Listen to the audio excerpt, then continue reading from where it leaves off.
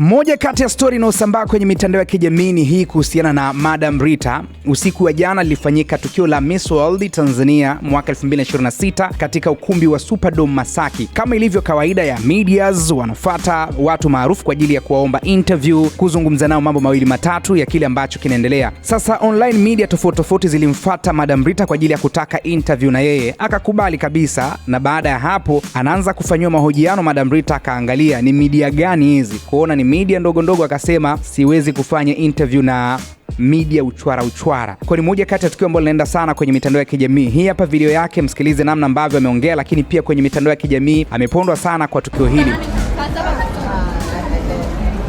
Kwanza tutaangalia papo tunafanyaje. Nasemaje nyinyi? Au sio unaongea? Haya, ongea faster. Tukiwa tupo katika usiku wa Miss World. Kwanza wewe ni media gani? Mike 360 Tanzania. Media vya uchara Miss Fanya.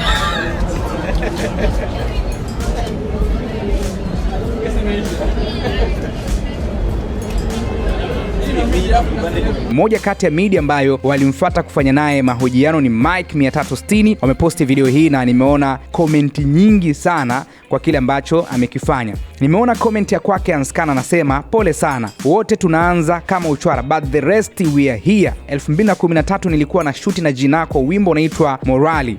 Akapigiwa simu na msanii Jinako, akapigiwa simu na msanii mwenzake akamwambia nipo location na shoot na dogo mmoja anajitafuta anaitwa Hans. Basi yule msanii akamwambia nawe kwa madirector wako uchochoroni.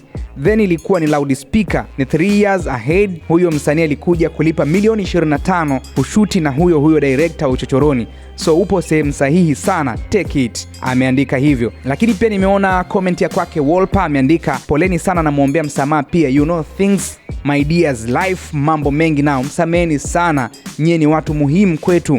Nimeona comment ya kwake Baraka Mpenja, poleni sana ndugu zetu wa media, uchwara. Huu ni upuuzi kabisa kwa sisi online media. Ichukueni kama changamoto, songeni mbele. Kukua kuna hatua zake, mojawapo ni kama hii ya kukataliwa. Nimeona comment ya kwake Hashim Ibwe, ameandika mimi kama admin wa media uchwara nasema story imeondoka, hiyo inatosha sana. Nimeona Bongo Trending habari wameandika usijali, never give up. Nimeona comment ya kwake Privaldinho, amesema sasa tunaenda mjini rasmi. Kwisa Kamanda Mzee Mkavu ameandika naona watu wengi sana wanatoa ushuhuda wao, poleni sana. Nimeona comment ya kwake Imani Luvanga, amesema I say.